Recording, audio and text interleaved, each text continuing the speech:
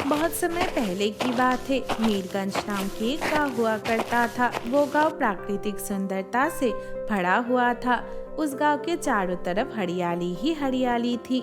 इस वजह से आसपास के गांव के लोग भी उस गांव में घूमने आया करते थे। ऐसे ही एक बार दो परियां मीरगंज गांव में घूमने आई। वो परियां उस गांव के आसपास घूम रही थी। तब एक परी ने एक दूसरे परी से कही, वो देखो, लगता है वहाँ दूर एक जंगल है। हम उस जंगल से जाके घूम के आते हैं। लगता है वो जगह बहुत ही सुंदर है। हाँ परी, तुम सही कह रही हो। वो जंगल देखने में बहुत ही सुंदर लग रहा है। चलो अभी हम वहाँ जाते हैं। ये सोच के वो दोनों परी उस गांव के पास ही एक जंगल में घूमने चले गए। लेकिन उनको पता नहीं था कि उस जंगल में एक खतरनाक जादूगर रहता है। वो दोनों परी जब उस जंगल में घूमने गए तब उस जादूगर ने उन परियों को देख लिया। अरे ये मैं क्या देख रहा हूँ? ये दोनों तो परियां हैं। ये दोनों आज खुद यहाँ चल के आए हैं। आज तो मैं इन दोनों को पकड़ के बंदी बना लूँगा। ये सोच के वो शैतान जादूगर उन दोनों परियों के सामने जाके खड़ा हो गया और उसने उन परियों का रास्ता रोक लिया। ये देख के वो परियां पहले डर गई। कौन हो तुम? तुम हमारा रास्ता क्यों रोक रहे हो? क्या चाहते हो तुम हम लोगों से? शायद तुम्हें पता नहीं है हम कौन हैं। मुझे अच्छे से पता है तुम कौन हो, इसलिए तो मैं यहाँ आया हूँ। मैं इस दुनिया का सबसे खतरनाक जादूगर हूँ। तुम हमसे क्या चाहते हो? अगर तुमने सोचा है कि तुम हमें पकड़ के रखोगे तो तुम्हें नहीं पता तुम्हारे साथ क्या हो सकता है। तुम लोगों का मैं आज ऐसे हालत करूँगा कि तुम सोच भी नहीं सकते। अब से मैं तुम लोगों को जो कहूँगा तुम वही करोगी। ये सुन के उन परियों को गुस्सा आ गया और वो लोग अपना जादुई छड़ी निकाल के उस जादूगर के ऊपर आक्रमण करने गई। तुम लोगों की इतनी हिम्मत, तुम लोग मेरे ऊपर हमला करने आ रही हो? ये कह के उस जादूगर ने अपना जादुई छड़ी निकाला और जैसे ही उसने अपना जादुई छड़ी घुमाया वो उस परियों के ऊपर आग का गोला फेंकने लगा। ये देख के वो परियां बहुत डर गई और वो जान बचा के वहाँ से भागने लगी। वो जादूगर भी उनके पीछे पीछे भागने लगा।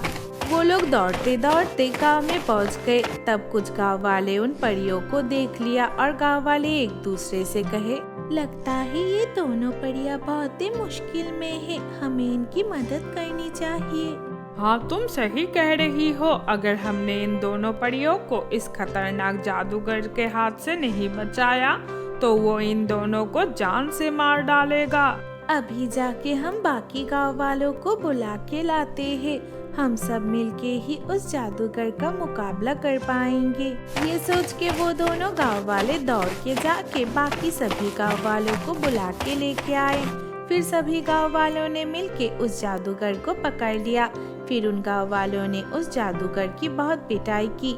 गांव वालों का मार खा के उस जादूगर की हालत बहुत ही खराब हो गया और वो माफी मांगते हुए उन गांव वालों से कहा, आप लोग मुझे माफ कर दो। मैं अभी यहाँ से चला जाऊँगा और इस गांव के आसपास भी कभी नहीं आऊँगा। तब जादूगर की बात सुन के वो गांव वाले उस जादूगर को छोड़ दिया। वो जादूगर कैसे ना कैसे अपना जान बचा के वहाँ से भाग गया। ये देख के वो दोनों परी बहुत खुश हो गए और वो उन गांव वालों से कहे, आप लोगों ने हमारा जान बचाया है। अगर आप लोग नहीं होते तो आज वो जादूगर हमें जान से ही मार डालता। आप लोगों की बहुत बहुत शुक्रिया। हम आपका ये एहसान कभी चुका नहीं पाएंगे, लेकिन फिर भी हम आप लोगों को देना चाहते हैं। ये कह के उन दोनों परी ने अपना जादुई छड़ी घुमाया और उनके सामने एक सीढ़ी आ गया। वो सीढ़ी आसमान की तरफ जा रहा था। तब वो सीढ़ी दिखाते हुए वो दोनों परी गांव वाले से कहे, ये एक जादुई सीढ़ी है। इस सीढ़ी से अगर आप लोग ऊपर जाएंगे तो आपको बादलों के ऊपर एक पेड़ दिखेगा। वो पेड़ आज से इस गांव के सभी का ख्याल रखेगा। अगर आप लोगों की किसी भी चीज की जरूरत हो तो आप उस पेड़ से जाके वो मांग लेना। ये कह के वो दोनों परियां वहां से चली गई। उनके वहां से जाने के बाद कुछ गांव वाले उस जादुई सीढ़ी को चढ़ते हुए आसमान में पहुंच गए। वहां जाके उन्होंने देखा कि बादलों के ऊपर एक पेड़ है। जैसे ही वो लोग उस पेड़ के पास गए, वो पेड़ उन लोगों से कहा, आज से मैं तुम लोगों की सारे परेशानियों का हल करूँगा। बोलो, मैं तुम लोगों की कैसे मदद कर सकता हूँ? जादुई पेड़, मेरे घर में चावल खरीदने के लिए भी पैसे नहीं हैं। क्या आप मुझे कुछ पैसे दे सकते हैं? हाँ, क्यों नहीं, मैं यहाँ तुम लोगों की मदद करने के लिए ही हूँ। ये लो, तुम ये सारे पैसे रख लो। ये कह के उस जादुई पेड़ ने उन सभी गांव वालों को पैसा दिया। कुछ दिनों में ही सभी गांव वालों को परी के उस जादुई पेड़ के ऊपर भरोसा हो गया।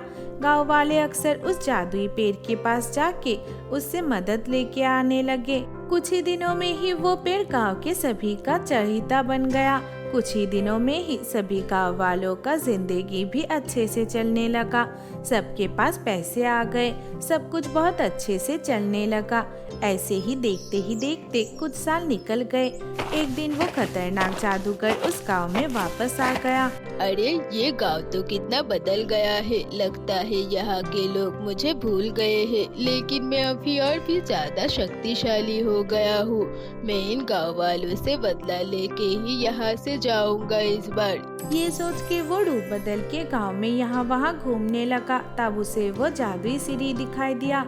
ये कैसे सीढ़ी है? ये सीढ़ी तो यहाँ पे पहले नहीं थे, और ये कोई मामूली सीढ़ी भी नहीं है। लगता है कुछ तो हुआ है यहाँ पे जो मुझे नहीं पता। मुझे इस बारे में पता लगाना ही पड़ेगा। वो उस सीढ़ी के बारे में पता करने के लिए गांव वालों के साथ मिलजुल के रहने लगा। फिर उसने उस जादुई पेड़ के बारे में पता कर लिया। मैं एक काम करता हूँ, खुद ही उस जादुई पेड़ के पास जाता हूँ। अगर वहाँ पे सच्ची में कोई जादुई पेड़ है तो वो मेरा बहुत काम आएगा।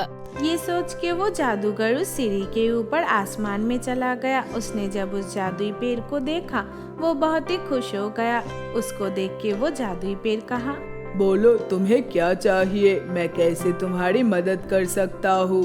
जादुई पेड़, मुझे यहाँ से बहुत दूर जाना है, लेकिन मेरे पास रास्ते में खाने के लिए एक भी पैसा नहीं है। क्या आप मुझे कुछ पैसे दे के मदद कर सकते हैं?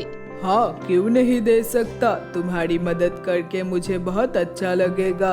ये कह के उस जादुई पेड़ ने उस जादूगर को कुछ पैसे दे दिया। वो जादूगर वो पैसे लेके वहाँ से आ गया और वो सोचने लगा, ये पेड़ तो बहुत ही ताकतवर है। मैं आज रात को आके इस पेड़ से सारे दिव्य शक्ति छीन लूंगा और वो शक्तियाँ मैं अपने पास रख के इस दुनिया में राज करूंगा। ये सोच के उस दिन रात को वो जादूगर छुप छुप के उस पेड़ के पास गया और उस पेड़ के सारी शक्तियाँ छीन लिया। अगले दिन सुबह जब गाँव वाले उस पेड़ के पास गए, उन्होंने देखा वो पेड़ एक सूखा पेड़ बन गया है और वो पेड़ बात भी नहीं कर रहा है। ये देख के सभी गाँव वाले उन परियों को याद करने लगे। उन परियों को ये बात पता चल गई और वो गाँव वालों के पास आए। उसके कुछ देर बाद रानी परी वहाँ पे आ गई। रानी परी को पता था कि ये काम किसका है और वो जादूगर कहाँ है। फिर रानी परी उन दोनों परी और गाँव वालों के साथ उस जंगल में चली गई जहाँ वो जादूगर छुपा हुआ था।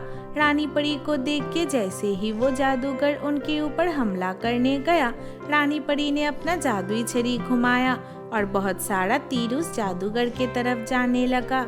जादूगर वहां से भागने की कोशिश की, लेकिन वो तीर लग के वहीं पे उसका मौत हो गया। फिर रानी परी उस जादूगर का जादुई छड़ी लेके उस जादुई पेड़ के पास गई और वहां जाके उस छड़ी की मदद से उस पेड़ को फिर से पुनर्जीवित कर दिया। उसके बाद से फिर से वो पेड़ गाँव वालों का मदद करने लगा और सब कुछ पहले जैसा हो गया।